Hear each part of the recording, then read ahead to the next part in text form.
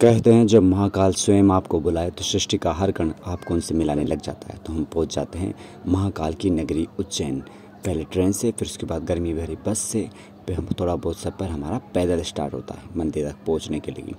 फिर उसके बाद हम सबसे पहला काम करते हैं, इन गलियों से घूमते फिरते एक धर्मशाला लेते हैं जहाँ विश्राम कर हम अगले दिन की प्रक्रिया को स्टार्ट करते हैं, क्योंकि इतना घूमने के बाद इंसान थक जाता है। और उज्जैन में रहते थे हम, एक दिन होने पर हमें ऐसा लगने लग गया कि हम खुद उज्जैन वाले हैं। तो आज हम सुबह जल्दी उठकर अपना पैक कर निकल पड़ते हैं शिप्रा नदी में स्नान करने, क्योंकि बोला जाता है कि तीर्थ स्थान भ्रमण करने का पुण्य उससे भी कहीं जाता है तीर्थ स्थान में बहने वाली वहाँ की नदियों में स्नान करने से मिलता है। तो हम इस पुण्य को लेने से नहीं चूकते और निकल पड़ते हैं शिप्रा नदी में स्नान करने। ठीक है, मिलते हैं शिप्रा नदी। हमारी धर्मशाला रामघाट के पास थी, जहाँ पर बिल्कुल शांति भरा सुबह का नैसर्गिक माहौल था। तो हम शिप्रा नदी पर बने इस छोटे से पुल को पार कर आगे की प्रक्रिया नहाने के लिए पहुँच जाते हैं शिप्रा नदी के इस राम घाट पर, जहाँ सुबह की शांति वाकई में आनंददायक थी। और शिप्रा का पानी तो वाकई में बहुत ठंडा था और हम इस ठंडे पानी में नहाने के लिए तैयार थे। जय महाकाल। इस आनंद की अनुभूति करने के लिए हम थोड़ा बहुत उछल कूद करते हैं पानी की। और जिस इंसान को तैरना आता हो और ऐसी नदी मिल जाए तो भाई आनंद वाकई में दुगना तिगना हो जाता है। अब ठंडे पानी में नहाकर ठंड लगती तो मैं वापस अपनी धर्मशाला की तरफ भाग जाता हूँ और हम निकल पड़ते हैं अगले सफर पर घूमने के लिए। यहाँ की सुबह और शांति हुई शाम को और अपनी दैनिक दिनचर्या के अनुसार रुद्राभिषेक करके शिव जी का ध्यान कर उन्हें दंडवत प्रणाम कर वापस उज्जैन नगरी में महाकाल मंदिर पहुँचते हैं। गलियों में घूमते फिरते महाकाल के दर्शन करने महाकाल मंदिर। ये है महाकाल मंदिर, जिसका बाहरी रूप अभी कंस्ट्रक्शन चल रहा है और वह भव्य बनने वाला है। जैसे हम पहुँचते हैं महाकाल मंदिर के समीप तो इतने सारे भीड़ भाड़ और लाइनों के माहौल को देख के आनंद और बढ़ जाता है, क्योंकि जब दर्शन आसानी से हो जाए तो आनंद नहीं आता। जब तक बहुत सारी लाइनें ना लगे, भीड़ भाड़ का अनुभव ना हो, तब तक दर्शन अधूरे ही रहते हैं।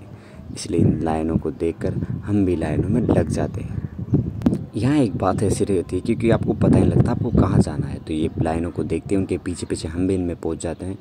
यह है इसका मुख्य प्रवेश द्वार। इसमें आपको अंदर गलियारियों में घुमाते फिराते आपको महाकाल मंदिर तक पहुँचाया जाता है। ये वाकई में बहुत बड़ा है अंदर से गलियारे। अब मुख्य बात है कि यहाँ पर मोबाइल अलाउ नहीं है, तो मैं आपको केवल बाहर से शो कर सकता हूँ कि अंदर है क्या। ये सारी लाइनें बाहर चेकिंग के लिए लगी। आपके पास मोबाइल है, कोई मेटलिक चीज़, पर्स, बैग तो है नहीं, तो वहीं रखवा देते हैं। ये इसका शानदार प्रवेश द्वार है, बहुत बड़ा। तो महाकाल के दर्शन आपको नहीं करा सकते, लेकिन उसके समीप जो भी कॉरिडोर बना है ना, वो वाकई में अद्वितीय है। उज्जैन महाकाल कॉरिडोर अभी नवनिर्मित है।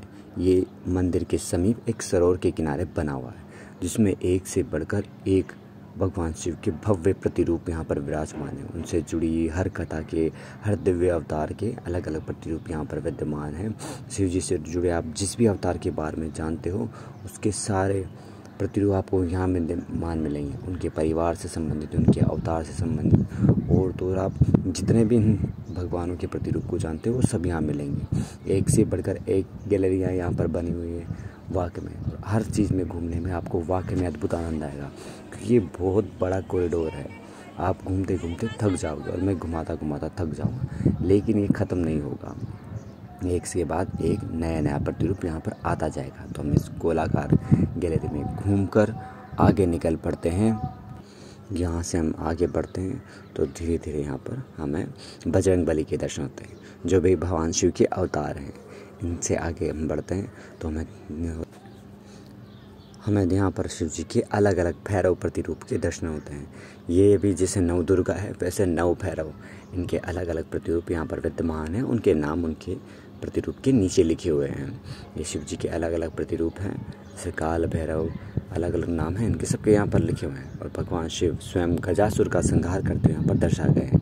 इसके बाद आगे है माता गंगा का धरती पर अवतरण। एक तरफ भागीरथ जी भगवान से प्रार्थना करते हुए गंगा का अवतरण दर्शाया गया। ये है तालाब, जिसके समीप ही कॉरिडोर बना है, जिसका भी कंस्ट्रक्शन चल रहा है। इसमें भी कुछ शानदार चीज़ बनने वाली होगी। यह है यहाँ पर भगवान शिव यवन का नाश करते हुए, यवनों का नाश करते हुए भगवान शिव को दर्शाया गया है, जो भी वाकई में देखने लायक है। ये प्रतिरूप भी इतना भव्य और विशाल दिखाई दे रहा है। भगवान शिव क्रोध की मुद्रा में यवन का नाश कर रहे हैं। इनको प्रणाम कर हम आगे बढ़ते हैं तो आगे हमें दिखाई देता है भारत माता का मंदिर, जिसका भी कंस्ट्रक्शन चल रहा है। तो वहाँ ना जाकर ये आगे बढ़ते हैं, जहाँ पर है समुद्र मंथन का वर्णन कि किस प्रकार समुद्र से विष निकला और विष ग्रहण कर महादेव स्वयं कहलाए नीलकंठ महादेव। तो उन्हीं नीलकंठ महादेव का प्रतिरूप यहाँ पर दर्शाया गया है और उनसे जुड़ी हुई कुछ रोचक बातें समुद्र मंथन में किस प्रकार विष निकला वो यहाँ पर यह लिखा हुआ है और नीलकंठ महादेव से जुड़ी कथा यहाँ पर वर्णित है। इस कथा को पढ़कर हम आगे बढ़ चलते हैं कॉरिडोर में घूमने, कि ये कॉरिडोर बिल्कुल ही अब बहुत बड़ा है। अब मिलते हैं आगे हमें दशानन, भगवान शिव के भक्त जिन्होंने कैलाश को हाथों पर उठाकर भगवान शिव को प्रसन्न करने का प्रयास किया था। तो उनको भी श्रद्धापूर्वक यहाँ दिखाया गया है। लंकेश का दर्शन करके हम आगे बढ़ते हैं। तो आगे हमें दर्शन होते हैं खंडोबा। खंडोबा भगवान शिव के एक अवतार हैं, जिनका अधिकतर मान्यता महाराष्ट्र में अधिक है। सब लोग उनको जानते हैं, वो भारत में से सब जानते हैं, परंतु महाराष्ट्र में मान्यता इनकी अधिक है खंडोबा। और ये जो दीवारें दिखाई दे रही है, हर दीवार पर शिव भगवान शिव से जुड़ी अलग अलग कथाएं पत्थरों पर उत्कीर्ण हैं। इतनी सारी कथाएं आप थक जाओगे, आपने ज़िंदगी में शायद सुनी भी नहीं होगी। अलग अलग कथाएं, अलग अलग राक्षसों का संहार, अलग अलग भक्तों का उद्धार, सभी का वर्णन यहाँ पर है। ये भगवान शिव की बारात जो उनके विवाह के समय का स्थिति का वर्णन कर रही है। इससे आगे हम बढ़ चलते हैं तो हमें दिखाई देता है चंद्रशेखर, किशोर चंद्रशेखर जो आता है ना, शिव तांडव आता है ना, किशोर चंद्रशेखर है।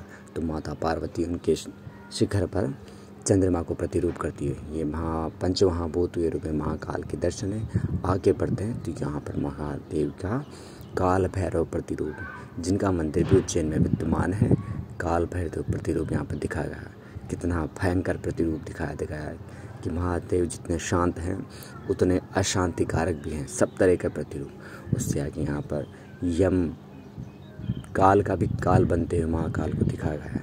यमदेव को काल का प्रतिरूप बनाया गया है तो दिखाया गया है। यहाँ पर त्रिपुरासुर का संहार करते हुए महादेव दिखाए गए बिल्कुल ही विकराल रूप में। उससे आगे है ये सप्तऋषि मंडल। ये इस कॉरिडोर का सबसे बड़ा और सबसे शानदार जगह है, जहाँ पर सप्तऋषि को दिखाया गया है। अलग अलग ऋषि को जुड़ी हुई अलग अलग रोचक कथाएं उनके इस प्रतिरूप के नीचे लिखी हुई है। ये इनके बीच में ज्ञान स्तंभ विद्यमान है, जिसके चारों ओर ये सप्तऋषि हैं, उनसे जुड़ी कथाएं यहाँ पर हैं कि किस प्रकार कौन से सप्तऋषि ने कौन सी तपस्या की, किस राक्षस का संहार किया, ये सब यहाँ पर वर्णन है। तो यहाँ पर इस ज्ञान स्तंभ से थोड़ा बहुत ज्ञान लेकर हम थोड़ा बहुत और आगे बढ़ते हैं, क्योंकि यहाँ पर बहुत बड़ा कॉरिडोर है। आपको एक के बाद एक दर्शनीय चीज़ें मिलती रहेंगी। तो आगे सीढ़ियों से हम बढ़ते हैं तो हम आगे हमें भगवान कार्तिकेय का प्रतिरूप दिखाया गया है, जो कि भगवान शिव जी के पुत्र हैं, जिन्हें कार्तिकेय कहा जाता है। उत्तर भारत में भी इनको मानते हैं, परंतु दक्षिण भारत में इनकी मान्यता अधिक है, इसलिए इनको भी यहाँ पर दिखाया गया है। भगवान कार्तिकेय का भी अद्भुत प्रतिरूप यहाँ पर विद्यमान है। इनको प्रणाम कर हम आगे बढ़ चलते हैं इस हॉल की तरफ, जहाँ पर गणपति भी दोनों यहाँ पर भगवान शिव के पुत्र यहाँ पर विद्यमान है। इधर भगवान शिव जी त्रिपुरासुर का वध करते हुए दिखाए गए। एक भीषण युद्ध की उस समय को एक साथ यहाँ दिखाया कि किस प्रकार रथ पर विराजमान महाकाल इसका काल बने हुए हैं और इस असुर का संहार कर रहे हैं। सेम यही प्रतिरूप घटोत्कच चौराहे कोटा में घटोत्कच और कर्ण के युद्ध का भी दिखाया गया है। तो यहाँ पर आगे बढ़ते हैं तो हमें मिलता है नवग्रह मंडल। यहाँ पर सूर्य देव मध्य में विद्यमान है, उनके चारों तरफ नवग्रह स्थापित किए हुए हैं, उनके जुड़े हुए मांगलिक सूत्र वहाँ लिखे हुए हैं। उनको प्रणाम करके हम बढ़ते हैं इस शानदार हॉल की तरफ। यहाँ पर वर्चुअल रियलिटी में से आपको आंखों में लेंस लगाकर ये पूरा कॉरिडोर दिखाया जाता है। इस हॉल की भी वास्तुकला अद्भुत है। इसमें खंबे खंबे हैं और छत अद्भुत है। इसकी वास्तुकला वाकई में मंत्रमुग्ध कर देने वाली है। तो इस हॉल में थोड़ा बहुत घूमकर थोड़ा बहुत शॉर्ट वॉट लेकर हम आगे बढ़ते हैं, क्योंकि वाकई में ये हॉल भी अद्वितीय है। इस कॉरिडोर का हर कोना अद्वितीय है। यह है पद्म सागर, जिसमें महादेव कमलों के बीच ध्यान की अवस्था में विराजमान है। ये भी अद्भुत है।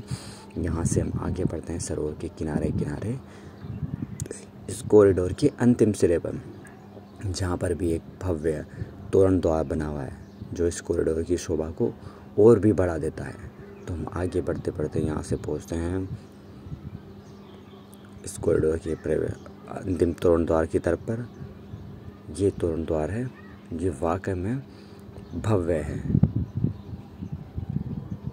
यहाँ से लास्ट हम आगे चलते हैं, जहाँ पर एक संग्रहालय बना हुआ है, त्रिवेणी संग्रहालय। त्रिवेणी अर्थात शिव, वैष्णव और शाक्त तीनों संप्रदाय का म्यूजियम यहाँ पर है। आसपास के जिलों में जो भी प्राचीन धरोहरें हैं शिव जी से संबंधित, विष्णु जी से संबंधित, माँ दुर्गा से संबंधित, वो यहाँ पर संरक्षित हैं। उन सबको दर्शन कर सकते हैं, लेकिन मोबाइल अलाउ नहीं है, तो मैं केवल खुद देख के आ जाता हूँ और आपको वापस ले चलता हूँ उस कॉरिडोर के, क्योंकि कॉरिडोर इतना ही है, बहुत बड़ा है। घूमते घूमते आप थक जाओगे, तो मैं वापस चल रहा हूँ क्योंकि बहुत थक गया हूँ। यहाँ पर एक सुविधा भी है, अगर आप वृद्ध हो, थक जाते हो, तो आपके लिए गाड़ियों की सुविधा है। आपको गाड़ी में बिठाकर ये पूरा कॉरिडोर घुमाया जाएगा। पर हमें तो शॉट लेने थे, वीडियो बनाने थे, इसलिए हमने तो पैदल पैदल घूमना स्वीकार किया। तो हम पैदल घूमकर यहाँ से कॉरिडोर को आँखों में धीरे धीरे बसाते, भारत माता के मंदिर, इन सब चीज़ों को आँखों में बसाकर हम आगे बढ़ जाते हैं, क्योंकि इतना घूमने के बाद इंसान थक जाता है। और हम तो सुबह से ही भूखे थे, तो घूमते घूमते हमारे पेट में गुड़गुड़ स्टार्ट होती है, तो हम पहुँच जाते हैं खाना खाने।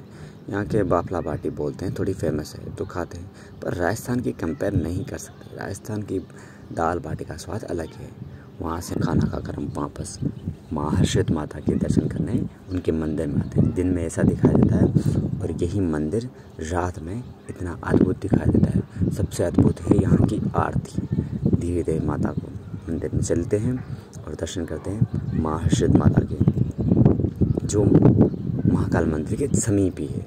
यहाँ देखने लायक सबसे खास है ये प्रकाश दीप स्तंभ, 2 बड़े बड़े दीप स्तंभ हैं। इन पे हज़ारों की संख्या में दीपक बनाए। जब ये हज़ारों दीप एक साथ चलते हैं तो देखने लायक होते हैं, परंतु इन्हें प्रतिदिन नहीं जला जाता, विशेष तिथियों पे जला जाता है। और जब यहाँ पर आरती होती है तो आपका रोम रोम खड़ा हो उठेगा।